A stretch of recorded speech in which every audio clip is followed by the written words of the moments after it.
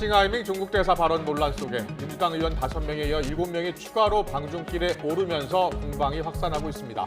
야당은 야당이라도 중국을 만나야 한다고 주장하고 있고 여당은 뇌물성 외유 아니냐면서 충돌하고 있습니다. 더 정치 시간에 풀어드리겠습니다. 50여 년 만에 나타난 엄마가 실종된 아들의 보상금을 받겠다며 소송을 제기했고 1심에서 승소했습니다. 함께 자란 누나는 양육의 의무를 안 지킨 엄마는 받을 수 없다면서 이른바 구하라법의 국회 통과를 촉구하고 나섰는데요. 법원 판결 내용과 쟁점 짚어봅니다. 먼저 오늘의 주요 뉴스부터 보시겠습니다. 한중 외교 갈등 와중에 지난 12일에 이어 오늘도 더불어민주당 의원 7명이 방중길에 올랐습니다. 민주당은 외교적인 교류를 끊어서는 안 된다는 입장인데 국민의힘은 뇌물성 비용 부담을 지원받는지 밝힐 것을 촉구했습니다. 정부가 후쿠시마 오염수 방류와 관련해 매일 언론 브리핑을 열기로 했습니다. 첫 브리핑에서 오염수가 그대로 방출되지 않을 것이고 국내 연안의 방사능 농도도 후쿠시마 원전 사고 이전과 유사하다며 우리 수산물은 안전하다고 밝혔습니다. 이른바 노란 봉투법과 쟁점이 유사한 현대자동차 쟁의행위 손해배상 소송에서 대법원이 사실상 노동자들의 손을 들어줬습니다. 개별 노동자에게 조합과 동일한 책임을 물을 수 없다고 판단하고 사건을 부산 고법으로 돌려보냈습니다. 매달 70만 원씩 5년간 적금하면 최대 5천만 원을 만들 수 있는 청년 도약 계좌가 마침내 오늘 출시됐습니다.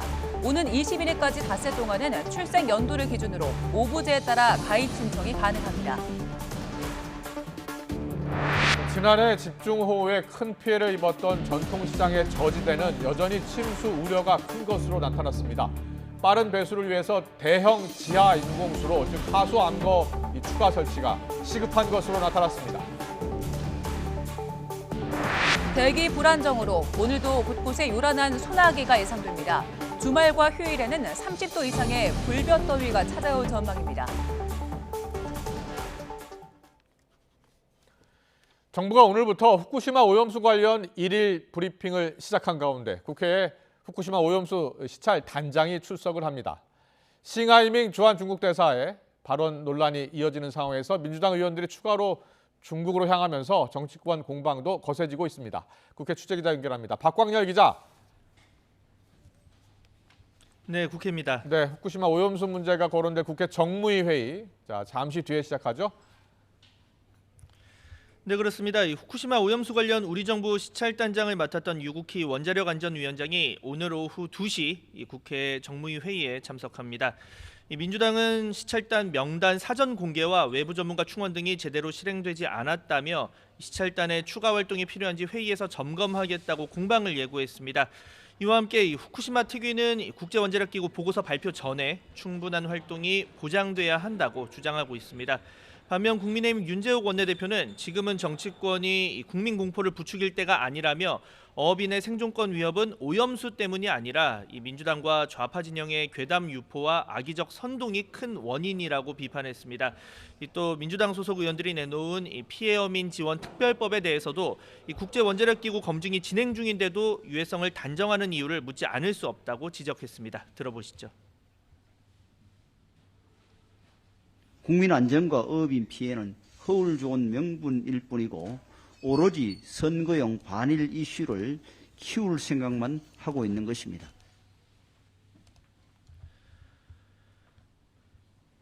네, 잠시 뒤 정무위에 출석할 이 전현희 국민권익위원장에 대한 감사원의 감사 결과 보고서 이 공개 과정 관련 공방도 예상되고 있습니다. 이 민주당은 보고서 발표 과정이 부적절했다며 국정조사까지 언급하는 반면 감사원 측은 정당한 절차를 거쳤다고 반박하고 있습니다. 이 회의에서는 어제 또다시 불거진 일부 상장사 종목의 동시 하한가 사태와 관련해서 이복현 금융감독원장에게 관련 질의도 나올 것으로 보입니다. 네, 싱하이밍 중국 대사 발언으로 논란이 계속되고 있는데요. 민주당 의원들이 추가로 중국으로 출국했다고요? 네, 그렇습니다. 싱하이밍 주한 중국 대사의 발언으로 이 중국과 외교적 긴장감이 높아진 상황 속 도종환, 박정 등 민주당 의원들이 오늘 오전 베이징으로 떠났습니다.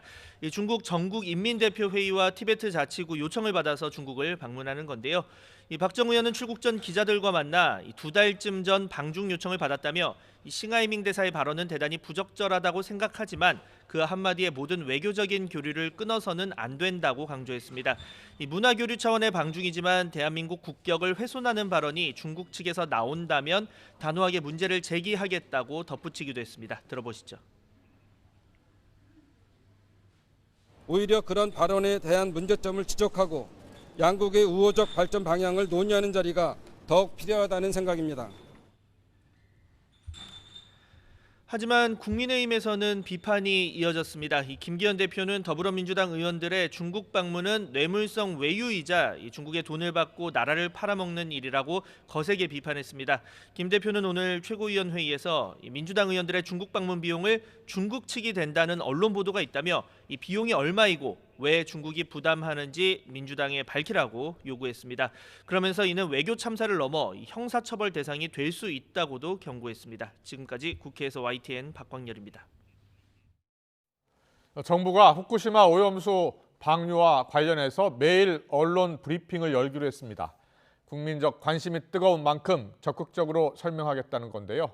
기존 초과 오염수가 그대로 방출되지 않을 것이고 국내 연안의 방사능 농도도 후쿠시마 원전 사고 이전과 유사하다며 우리 수산물은 안전하다고 밝혔습니다. 직접 들어보겠습니다. 알프스 처리 후에도 기준치의 최대 2만 배에 달하는 방사능 물질이 여전히 오염수에서 검출된다는 보도가 여럿 있었습니다. 이 검출치가 한국의 배출 기준인 리터당 20베크렐에 비교하면 약 2만 배에 해당하는 수치인 것은 사실입니다. 일본 측은 이러한 오염수가 기준치를 만족할 때까지 알프스를 활용해서 계속해서 정화를 하고 희석한 후에 방출하겠다고 밝힌 바 있습니다. 지금까지 실시한 방사능 모니터링 결과 국내 연안 해역의 방사능 농도는 2011년 후쿠시마 원전 사고 이전과 유사한 수준으로 우리 수산물은 안전하다는 사실을 증명합니다. 후쿠시마 제1원전의 오염수 해양 방류와 관련해서 우리나라 국민은 10명 가운데 8명 이상이 반대하고 일본 국민은 10명 가운데 6명이 찬성한 것으로 조사됐습니다. 요미우리 신문과 한국일보가 지난달 26일부터 28일까지 18살 이상 한국인 1000명과 일본인 1017명을 대상으로 공동 여론조사한 결과 한국은 반대가 84%, 찬성 12%, 일본은 찬성 60%, 반대 30%로 나타났습니다. 이태원 참사 희생자 유가족들이 박희영 서울 용산구청장의 사퇴를 요구하며 구청 내부 진입을 시도하는 과정에서 부상자가 나왔습니다. 유가족들은 오늘 아침 8시 40분쯤부터 서울 용산구청 안으로 들어가려고 시도하면서 구청 직원, 경찰과 물리적인 충돌을 빚었습니다. 이 과정에서 유족 한 명은 바닥에 머리를 부딪혔다며 직접 병원으로 가겠다고 말했습니다. 용산구는 청사 정문에 직원 20명 정도를 배치하고 유족들이 있는 정문 입구의 출입을 모두 통제했습니다. 그러자 유족 3명은 구청 정문 앞에서 소복을 입은 채 피고인 박희영은 물러나라라고 적힌 피켓을 들고 연좌 농성에 들어갔습니다. 도심 불법 집회 혐의로 수사를 받고 있는 민주노총 산하 건설노조 간부들이 오는 22일 경찰 조사를 받을 것으로 보입니다. 서울 남대문 경찰서는 오늘 장옥시 건설노조 위원장과 조직쟁이 실장에게 오는 22일까지 출석하라는 5차 출석 요구서를 발송했습니다. 앞서 어제 건설노조는 모레부터 닷새 동안 진행되는 고 양회동 조합원의 장례 절차를 마친 뒤 오는 22일 출석하겠다는 의사를 변호인을 통해서 경찰에 전달했습니다. 장 위원장 등은 지난달 16일부터 서울 도심에서 1박 2일 동안 불법 집회를 진행한 혐의를 받고 있습니다.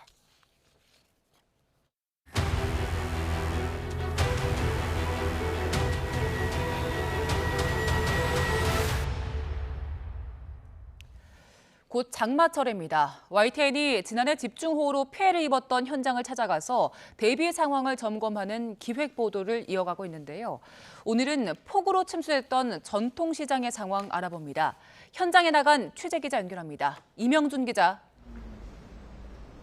네, 남성 사계시장에 나와 있습니다. 네, 이제 곧 장마철인데 전통시장은 잘 대비를 하고 있습니까? 네, 지난해 8월 추석 대목을 앞두고 폭우의 직격탄을 맞았던 남성 사계시장입니다.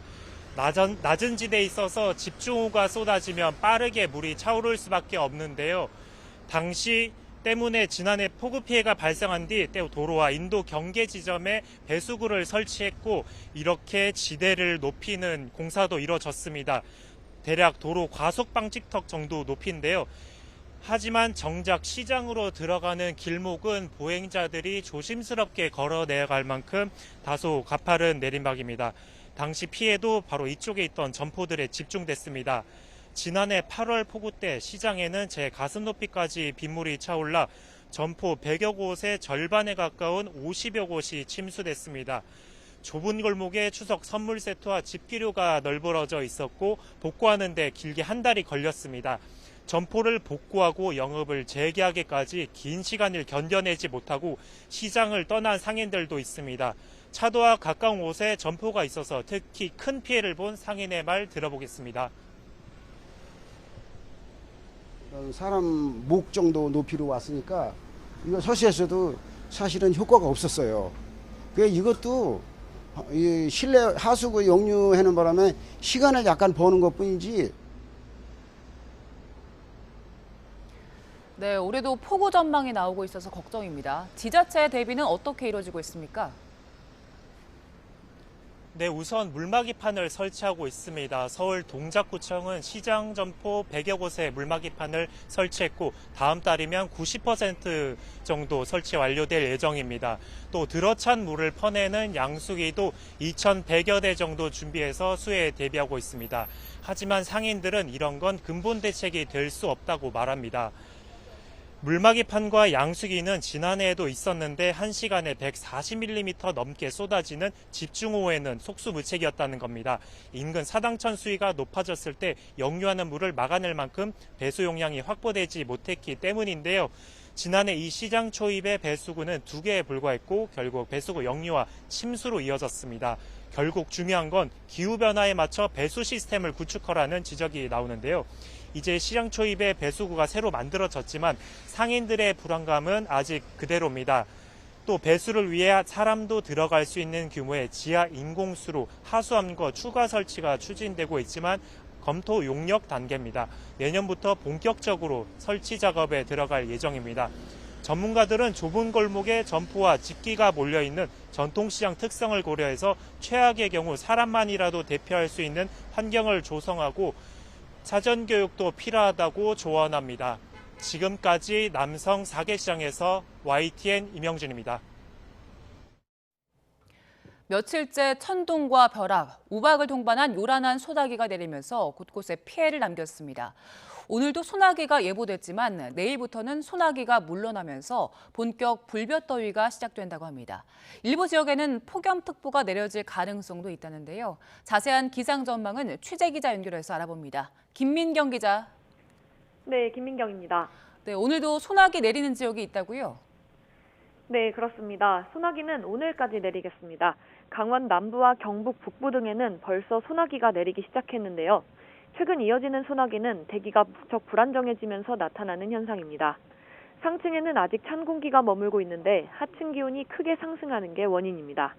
이렇게 되면 강력한 상승 기류가 만들어지고 벼락과 우박이 동반되게 되는데요.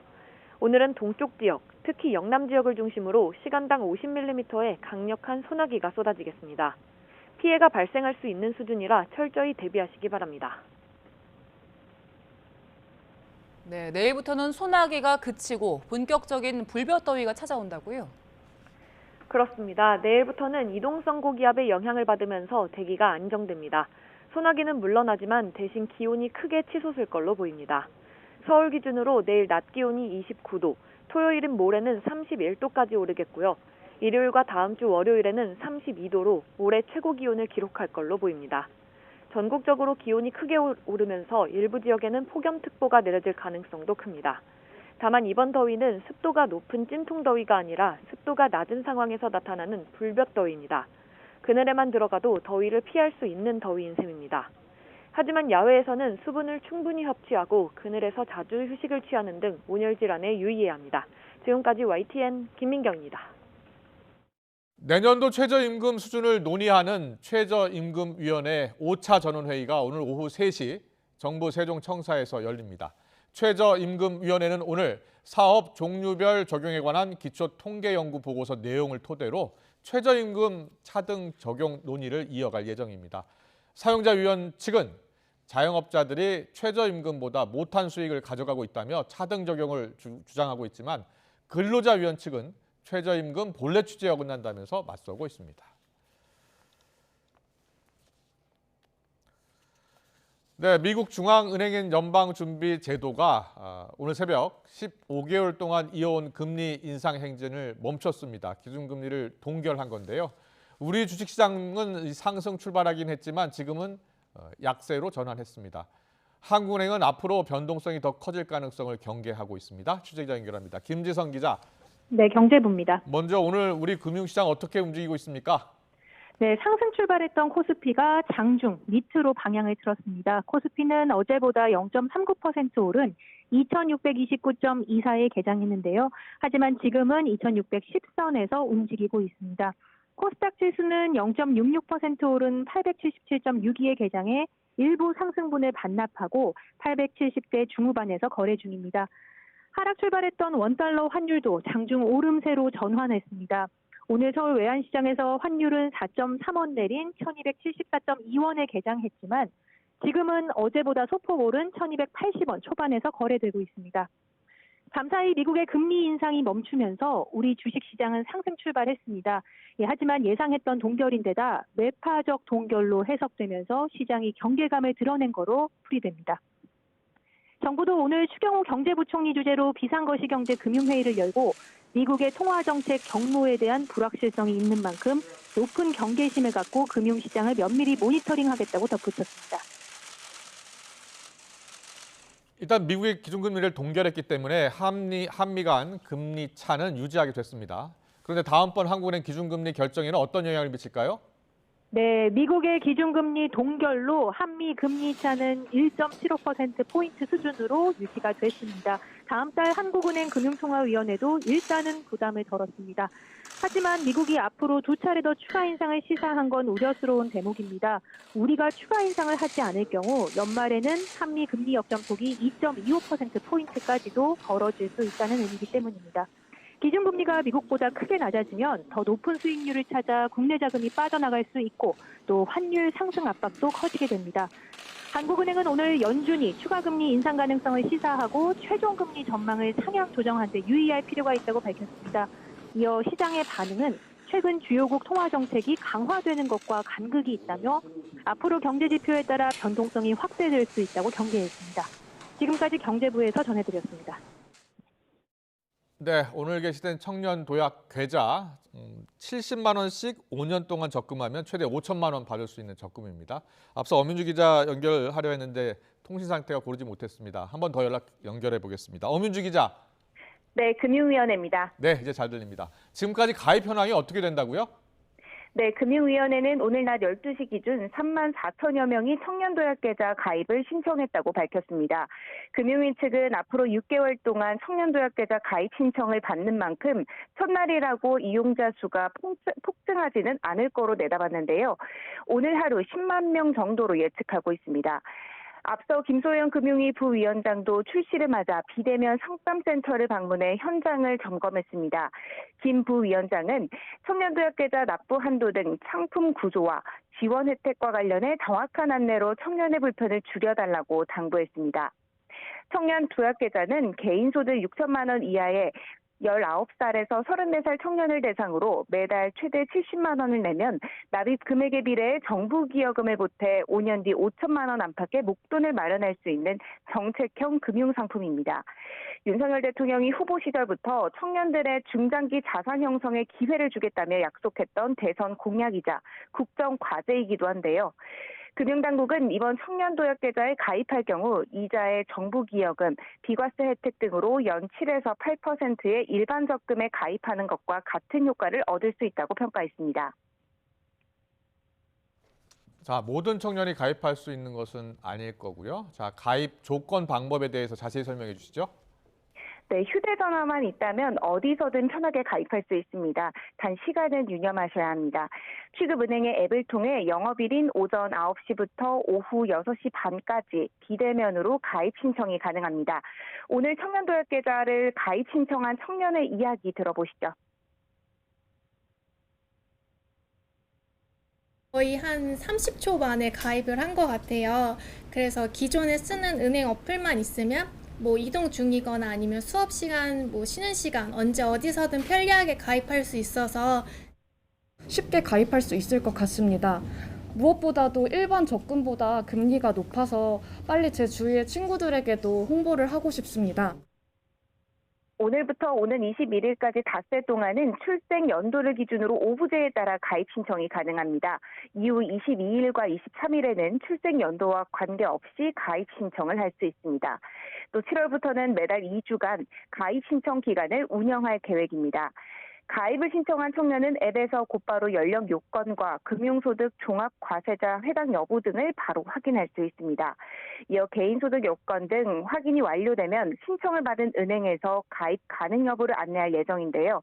이때 가입이 가능하다는 안내를 받은 대상자는 한 개 은행을 선택해 다음 달 10일부터 21일 사이 계좌 개설을 할 수 있습니다. 단 가입 신청을 복수 은행에서 할 수 있지만 계좌 개설은 한 개 은행만 선택할 수 있습니다. 지금까지 금융위원회에서 전해드렸습니다. 네, 어제였죠. 주식시장에서 5개 종목 주가가 한꺼번에 폭락한 사건과 관련해서 검찰이 주식거래 인터넷 카페 운영자를 출국 금지했습니다. 서울 남부지방검찰청은 50대 남성 강모 씨에 대해서 출국 금지 조치했습니다. 강 씨는 동일산업과 동일금속, 만호제강, 대한방직, 방림 등 5개 종목의 주가가 어제 급작스럽게 하한가로 동반 추락한 사건에 연루됐다는 의심을 받고 있습니다. 검찰과 금융당국은 이들 종목의 주가가 폭락하기 전부터 시세 조정 등 의심 정황을 포착해 불공정 거래 여부를 주시해온 만큼 강 씨를 상대로 본격 수사에 착수할 것으로 보입니다.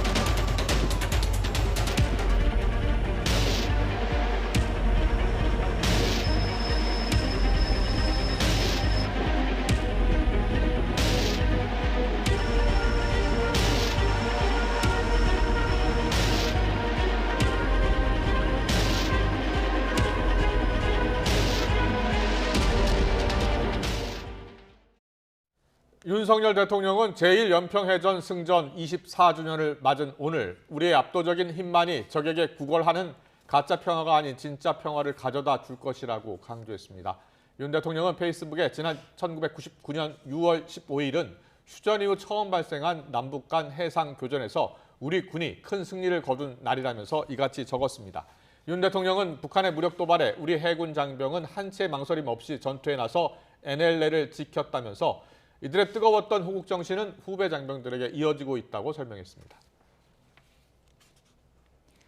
지난 2000년 평양에서 열린 6.15 남북 정상회담 23주년을 기념하는 행사에 민주당 지도부가 대거 참석합니다.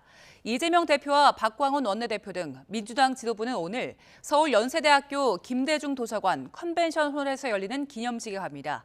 김기현 대표 등 국민의힘 지도부는 기념식에 참석하지 않습니다. 북한이 개발하고 있는 신형 대형 군사용 드론이 상업위성에 포착됐다는 외신 보도가 나왔습니다. 미국 북한 전문 매체 NK뉴스는 현지 시각으로 14일 황해도 방현 비행장 활주로에 날개 폭이 35m에 달하는 무인 항공기가 플래닛 랩스 상업위성에 포착됐다고 전했습니다. 이 매체는 이번 항공기가 지난 3일 같은 장소에서 상업위성에 촬영된 날개 폭 20m 무인 항공기보다 상당히 큰 것으로 보인다고 분석했습니다. 러시아 극동 지역인 나후카 항구 인근에서 북한 선박 한 척이 포착됐습니다. 선박의 실시간 위치 정보를 보여주는 마린 트래픽 지도를 보면 북한 선박 금야호가 나후카만에 떠 있는 걸로 나타났습니다. 북한 선박이 러시아 해역에서 발견된 건 북한 당국이 코로나19로 인해 국경을 봉쇄한 이후 약 3년 만으로 북러 교역 연관성과 불법 환적 가륵성 등이 주목됩니다.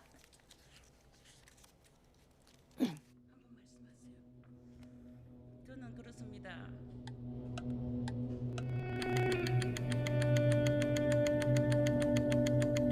제 동생 김종환은 대양호 선박 포부로 실종되었습니다. 생모는 2살 남짓 한 동생을 버리고 떠난 후 한 번도 우리 3남매를 찾아오지 않았고 그를 엄마라고 불러보지도 못했습니다. 동생 사망금, 보험금과 선박회사에 3억 정도의 보상금이 나오는데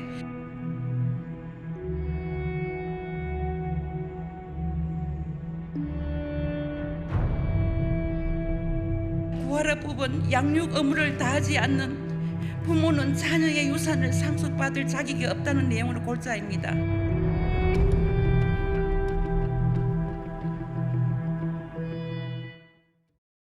연락이 되지 않는 사실상 연락 두절 상태여서 50여 년 만에 찾아와 실종된 아들의 보상금 권리를 주장한 친모가 있습니다. 친누나를 비롯해서 가족들은 보상금 지키기에 나섰지만 법원은 1심에서 친모의 손을 들어줬습니다. 네, 어제는 고인의 친누나가 국회를 찾아가서 양육 의무를 안 지킨 부모의 재산 상속을 금지하는 이른바 구하라법을 빨리 통과시켜달라며 울분을 토했습니다.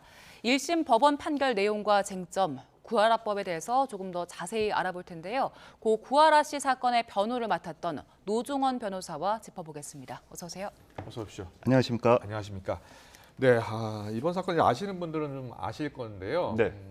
모르는 분들을 위해서 좀 이 사건에 대한 설명을 좀 부탁드리겠습니다. 네, 약 2년여 전에 예. 대양호 침수 사고로 인해서 안타깝게 김종환 씨라는 분이 세상을 떠나게 됐습니다. 예. 근데 여기서 문제가 김종환 씨를 어린 시절 네. 1, 2년 정도만 네. 키우셨던 친모가 그동안 연락이 두절이 되다가 예. 유적보상금과 예. 선박회사의 보험금을 본인이 수령하겠다고 다시 등장한 사안입니다. 네. 그래서 처음에 이 친모가 혜경에게는 모르는 사람이다라고 얘기를 했다가 나중에 이제 상속을 결정해야 할 때 그때는 내가 한 2달까지, 3살까지는 키웠는데 왜 네. 보상받을 권리가 없냐 이렇게 주장을 했다는 거죠. 예, 그렇습니다.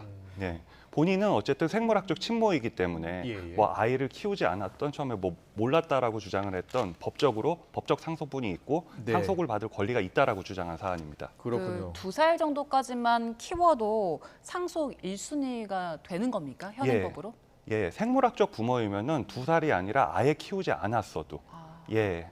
1순위 상속권자로 인정이 됩니다. 그렇군요. 예, 예. 결혼을 하시고 자식이 있을 경우에는 배우자와 그 자식들이 상속권자가 되지만 결혼을 하지 않고 네. 자식이 없었을 경우에는 부모가 제1순위 상속권자로서 상속을 받게 됩니다. 그렇군요. 자, 그런데 어제 이제 국회에 고인의 이제 친누나가 나와서 기자회견을 했어요. 네. 예. 근데 친누나의 말 들어보면 자식이 죽자 보상금을 타려고 54년 만에 나타난 사람은 엄마라고 할 수 없다 이렇게 강하게 반발을 하던데 그 형제가 어떻게 됐죠? 3남매였나요? 네, 그렇습니다. 예. 3남매였고 또 사실상 배우자이신 분이지만 혼인신고를 하지 않은 분이 한 분 또 계셨죠. 그렇군요. 그런데 오빠가 41살 때 돌아가셨는데 그때는 또 오지 않았다면서요? 이 네, 그렇습니다. 친모께서.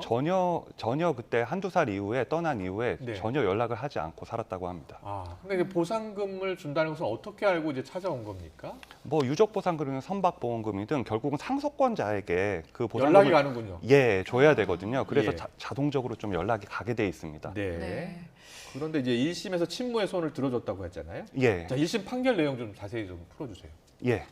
기본적으로 부양을 하지 않았다 하더라도 현행 민법상 상속 결격 사유는 그 유언장을 위조하였던 뭐 상속 피상속인을 뭐 살인하려고 했다는 등의 그 어떤 한정적인 사유가 아니면 어떤 법적 상속분이 인정되기 때문에 결국은 친모가 정당한 상속권자라고 판결을 하였습니다. 네. 그러면 일단 1심에서는 친모의 손을 들어줬는데 네. 지금 친모가 어느 정도 받아갔습니까? 상속권을? 일단은 유족 측은 당연히 크게 반발해서 현재 항소를 해서 2심이 진행 중인 사안이고요. 네. 보통 1심 판결에서 가집행 판결이 붙어서 이론적으로는 찾아갈 수 있지만 보통 이런 사안의 경우에는 네. 판결이 확정될 때까지 보상금을 보상금을 지급하지 않는 경우가 많습니다. 그래서 현재까지는 아마 보상금을 다 수령하지 않았을 거로 추정되고 있습니다. 그렇군요. 네. 근데 이제 그 유족 측 가운데 이 친누나가 네. 구하라법, 예. 가수 옛날 구하라 씨도 사망 후에 네. 갑자기 이제 친모가 나타나서 보상금을 타가면서 네. 그때부터 다시 또 이제 구하라법 관련해서 이제 법 제정이 추진됐었잖아요. 네, 그렇습니다. 근데 이게 계속해서 번번이 추진됐다가 폐기됐고 추진됐다 폐기된 이유가 있을 거 아닙니까? 예. 구하라법 이전에도 그때 세월호 때 비극 또 천안함 때 비극이 있었을 때도 자식과 단절된 부모가 그 보상금을 타기 위해서 유족 보상금을 신청해서 사회적 공분을 산 적이 있었고, 그때 당시에 그 자식을 버리고 떠난 부모에게 상속권을 인정하지 않자라는 논의가 계속 있어 왔습니다. 벌써 10년 이상이 된 사안이거든요. 그렇군요. 그럼에도 불구하고 현재 많은 법안들이 발의가 됐는데 어떤 법정 안정성을 침해한다, 부양 의무의 개념이 모호하다라는 이유로 학계와 대법원에서 신중한 검토를 필요로 한다라는 이유로 현재 10년째 법안 통과에 반대를 하고 있습니다. 자, 부양 의무가 애매하다, 모호하다, 이게 무슨 뜻이에요? 뭐 예를 들어 보면은 아예 낳자마자 자식을 버리고 떠난 부모라든지 뭐 15살까지 키우고 떠난 부모라든지 결국은 이런 부모들에게 있어서 상속권을 인정할 수 있는가 없는가에 대해서는 어떤 법원의 판단이 필요하고 법으로 규정하기에는 좀 어렵고 이걸 입법화하게 되면 엄청난 사회적 혼란이 있을 수 있다라는 게 법안 반대의 이유입니다. 부양 의무 이행을 어느 정도 해야지 부양 의무를 이행했느냐, 이게 상대적일 수 있기 때문에 주관적일 수 없기 때문에 그렇군요. 하지만 그냥 미국, 일본, 독일, 스위스 등 여러 가지 법제 체계에서는 자식을 학대하거나 자식에 대한 부양 의무를 이행하지 않는 경우에 상속권을 박탈하거나 결격으로 인정하는 제도들을 이미 완비하고 있거든요. 그렇군요. 그럼 지금 시행령을 개정해서라도 당장에 있는 사건에 대해서 피해자를 좀 막자는 움직임도 있잖아요. 이 방법도 가능한 겁니까? 현재 민법은 시행령 제도가 없기 때문에 시행령을 통한 어떤 구하라법의 사실상의 입법 취지의 달성은 조금 어려운 상황이고 국회에서 적극적으로 그 구하라법에 대한 통과 의지를 가져주는 게 되게 중요합니다. 현재 구하라법과 관련해서 서영교 의원님이 발의하신 상속 결격을 골자로 하는 구하라법과 법무부가 발의한 그 상속권 박탈을 골자로 한 구하라법이 국무회의를 현재 통과해서 이제 국회에 계류되어 있는 상황이거든요. 근데 현재 법제사법위원회에서 계속 심사를 지금 하지 않고 있는 상황이어서 매우 안타깝습니다. 그렇군요. 자, 그렇다면요. 자, 이제 보상금이 있고 그 보상금을 좀 나눠야 될 거 아니겠습니까? 그럼 구하라 씨 같은 경우에는 그 갑자기 나타난 친모가 얼마나 몇 대 몇의 비율로 가져간 겁니까? 그때는 원칙적으로라면은 예전에 대법원과 헌법재판소의 판례에 따르면은 자식을 혼자 키운 부모의 경우에는 그 자식을 키우는 것은 부모의 당연한 의무이지 어떤 특별한 기여라고 볼 수 없어서 그 가중상속분이라고 불리는 기여분 제도에 따른 기여분을 인정하지 않았습니다. 기여분이라고 하면은 피상속인에 대해서 특별한 부양을 하거나 그분의 재산적 증식에 특별한 기여를 했다라고 인정되는 분에게 가중상속분을 인정하는 제도이거든요.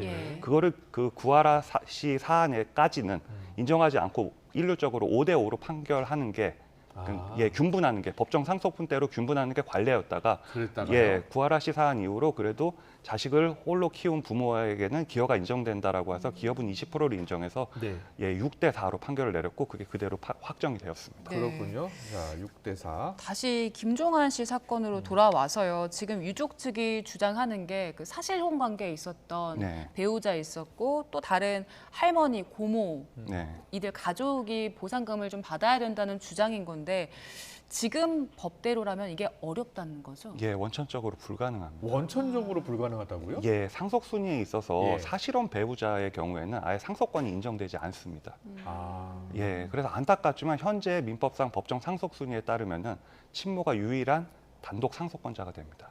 그렇군요. 근데 사실상 키워준 부모 있잖아요. 네. 근데 법적으로 혼인신고가 안 돼 있기 때문에 보상을 전혀 못 받는다? 이해를 할 수 없겠는데요. 예, 저도 그 부분이 대단히 국민 안타깝습니다. 법감정상으로도 이해할 수 없는.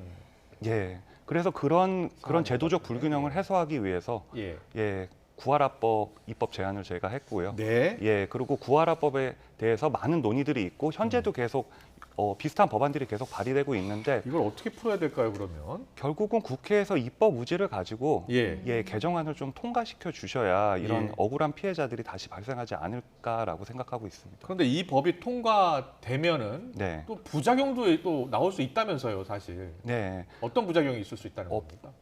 부양 의무의 개념이 모호하기 때문에 예, 상속 결격 내지 상속 박탈에 대한 기준이 명확하지 않아서 어떤 피해자를 또 양산할 수 있다라는 게 반대 논거인데요. 아까도 말씀드렸다시피 미국, 일본, 독일, 스위스 등 같은 경우는 해외 사례를 좀 참고해야 되겠네요. 예, 해외 사례와 판례를 참고하면 어떤 법적 안정성 부분은 충분히 보완을 할 수 있으리라고 생각이 됩니다. 네. 그 양육 의무 그 개념을 모호하다고 하니까 조금 구체화하는 건 어떨까요? 그러니까 뭐 몇 살까지는 키워줘야 한다든지 어느 정도에도 밥도 해주고 실제로 부모 역할을 했어야 되는지 좀 구체적인 그 내용이 들어가면 어떨까요? 예, 그 부분이 좀 기술적으로 좀 어려운 부분이어가지고 저도 어떤 구체적인 어떤 법적 규율을 하는 거를 굉장히 찬성하는 편이긴 하지만 그 구체적 타당성을 또 고려하지 못한다는 또 약점을 또 발생시킬 수 있기 때문에 결국은 법원에서 어떤 여러 가지 그 사정들을 종합적으로 고려해서 판단하는 제도 형식으로 가야 하지 않을까라는 게 생각이고 대부분의 구하라법의 취지입니다. 지금 결국 기준이 모호하기 때문에 이게 가장 문제가 되는 거잖아요. 네, 그러면 그렇습니다. 우리 사회적 논의를 거치지 않는 이상 해외 법들을 좀 참고해야 하는데 우리가 조금 가지고 올 수 있는 납득할 수 있는 해외 기준들이 있습니까? 네, 구체적인 기준이 어떻게 됩니까? 뭐 프랑스라든지 뭐 스위스라든지 그냥 저희 구하라법이랑 동일하게 규정돼 있습니다. 그렇습니까? 예, 그리고 결국 법원의 판례를 통해서 축적해 나가는 제도죠. 그래서 법적 안정성 부분에 있어서는 어떤 굉장히 모호하기 때문에 어떤 예측할 수 없는 피해자를 양산할 수 있다라는 논거는 좀 설득력이 떨어진다라고 봅니다. 우리 법 체계 하에서는 어떤 민법뿐만 아니라 다른 여러 가지 법에서도 뭐 현저히 해태한다, 뭐 현저히 결여하였다라는 거 결국은 법원의 판단 영역이고 사회적 판단 영역인 그런 조항들을 굉장히 많이 갖고 있거든요. 시대의 변화를 따라가지 못하는 법들이 최근에 참 많은 것 같습니다. 그렇죠? 네, 그렇습니다. 해외 사례도 좀 참고하고 적극적으로 국회도 나서야 될 때가 아닌가 싶습니다. 지금까지 노정원 변호사와 함께 짚어봤습니다. 잘 들었습니다. 감사합니다.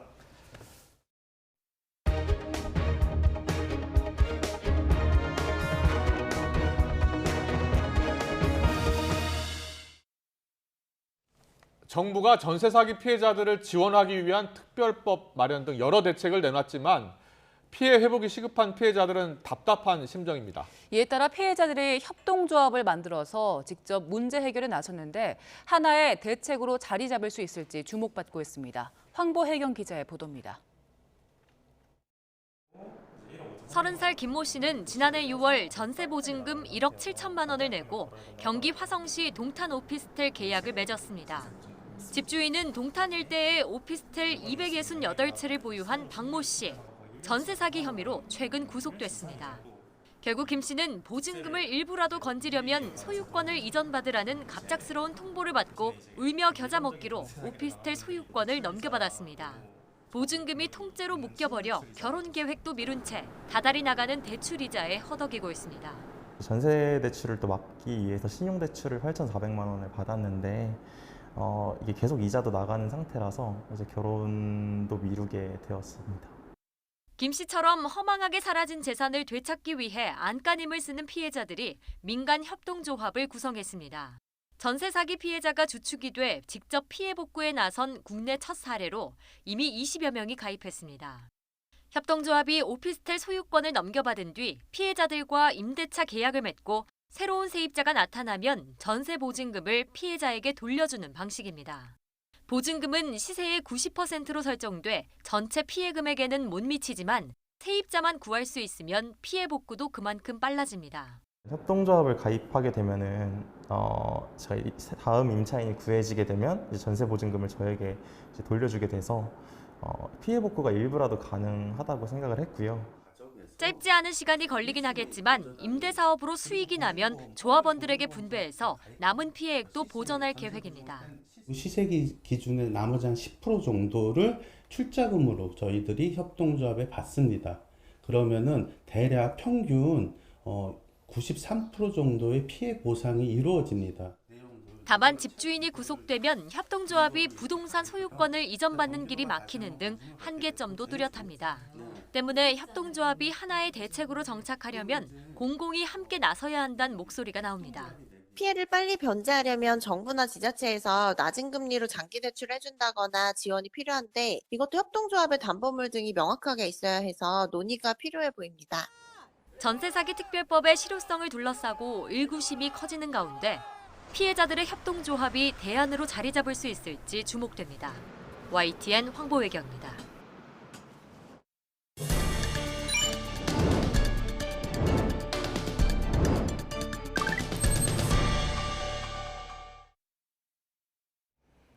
여러분의 상상 속 춘향이는 어떤 모습인가요? 작품 속 춘향이는 이렇게 묘사되었습니다. 화면 보시죠.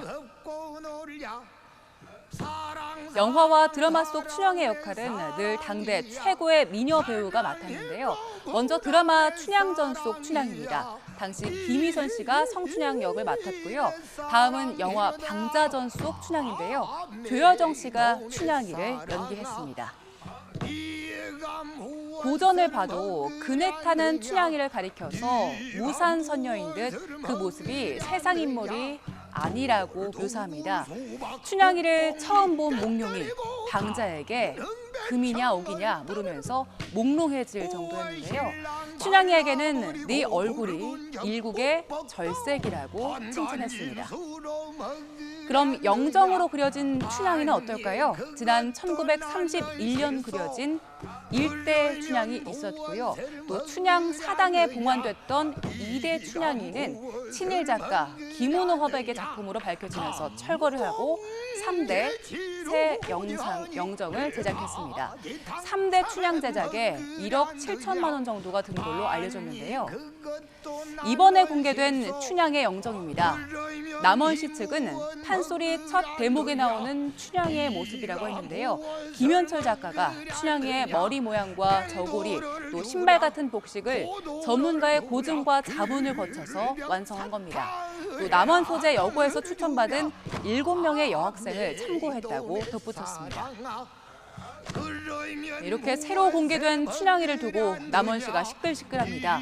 몇몇 시민사회단체가 사진 속 여성은 도저히 10대로 보기 힘들다고 비판한 건데요.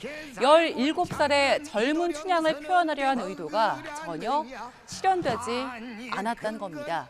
또 춘향이는 남원의 상징이고 역사인 만큼 시민들과 논의를 해서 적합한 영정을 정해달라고 요구하기도 했습니다. 어차피 실존 인물도 아니고 뭘 그리 왈가왈부하냐 이런 댓글이 있었지만 예쁜 걸 떠나서 적어도 17세, 17살은 아닌 것 같다는 반응이 많았습니다. 또 세금이 아깝다는 누리꾼들도 있었는데요. 3대 춘향이 여러분은 어떻게 생각하실지 궁금하네요. 전 세계 기후 활동가들과 단체들 시위가 갈수록 과격해지고 있습니다. 최근 인상주의 거장 모네 작품에 페인트를 칠하는 등 명화 테러가 끊이질 않고 있는데요. 이러면서 자제를 촉구하는 목소리도 더 커지고 있습니다. 이종수 기자의 보도입니다. 스웨덴 국립박물관에서 두 여성이 손에 묻힌 붉은색 페인트를 작품에 문질렀습니다. 인상주의 거장 클로드 모네가 그린 화가의 지베르니 정원입니다. 작품에 보호 유리막이 있었지만 훼손 여부를 박물관 측은 파악하고 있습니다.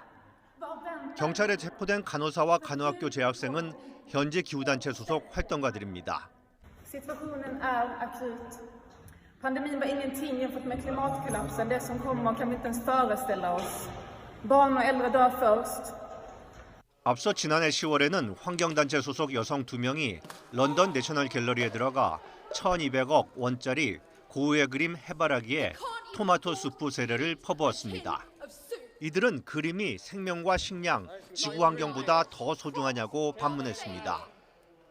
이탈리아 로마의 보나파르테 궁전 미술관에선 고흐의 씨 뿌리는 사람의 야채 수프가 뿌려졌고 레오나르도 다빈치 모나리자에도 케이크 그림이 던져졌습니다.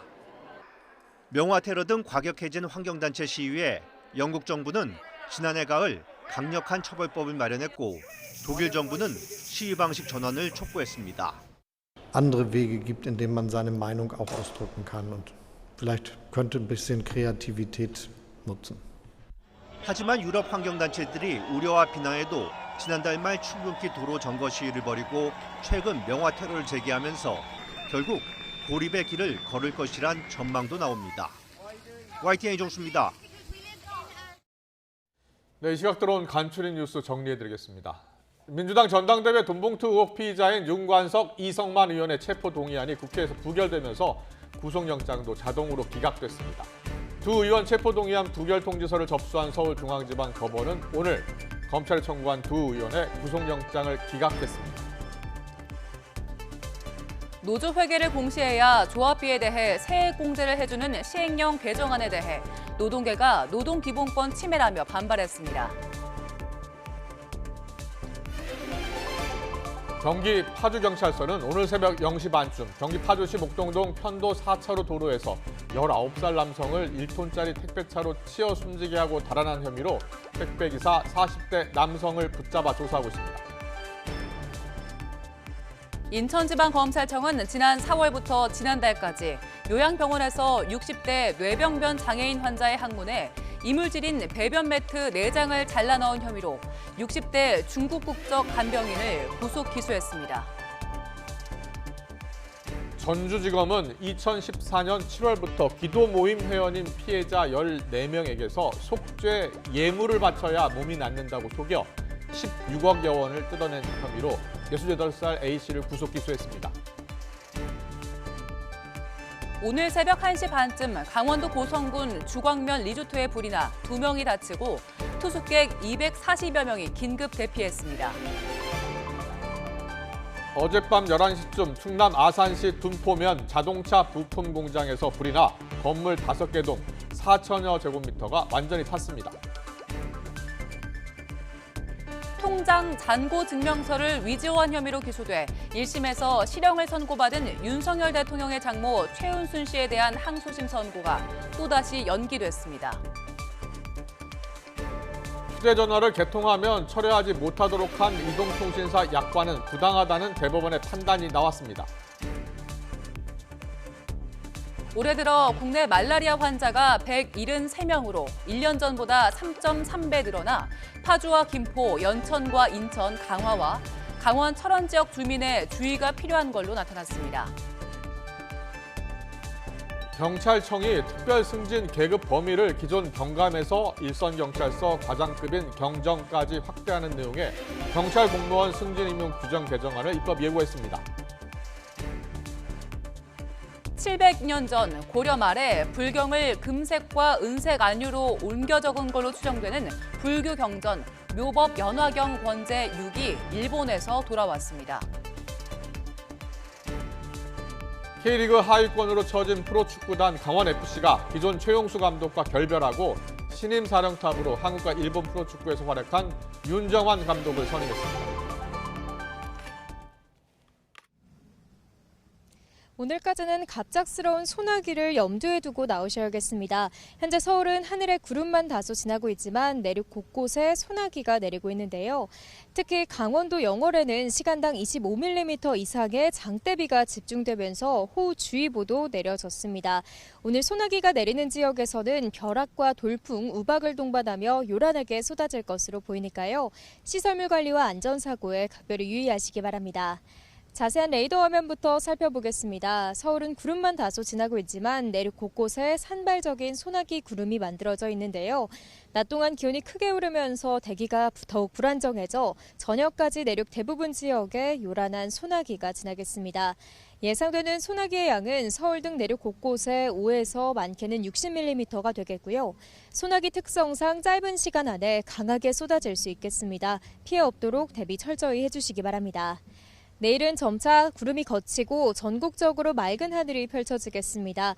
다만 30도 안팎의 여름 더위가 찾아오겠는데요. 우선 아침 기온은 서울과 대구 19도, 대전과 광주는 17도로 출발하겠고요.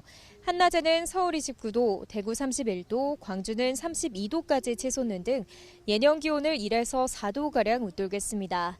이후 주말 동안에는 기온이 더 오르면서 때일은 불볕더위가 기승을 부리겠습니다. 이에 따라 내륙을 중심으로는 올해 들어 처음으로 폭염주의보가 내려질 가능성도 있겠습니다. 내일 소나기 예보는 없지만 맑은 하늘 아래 강한 볕이 내리쬐면서 전국적으로 자외선 지수가 매우 높은 수준까지 치솟겠습니다. 자외선 차단에 각별히 신경 써주시기 바랍니다. 지금까지 YTN 윤수빈입니다. 싱하이밍 중국 대사 발언 논란 속에 민주당 의원 5명에 이어서 7명이 추가로 방중길에 오르면서 여야 공방이 확산하고 있습니다. 야당은 야당이라도 만나야 한다고 주장하고 있고 여당은 뇌물성 외유 아니냐며 충돌하고 있습니다. 잠시 뒤 더 정치 시간에 풀어드리겠습니다.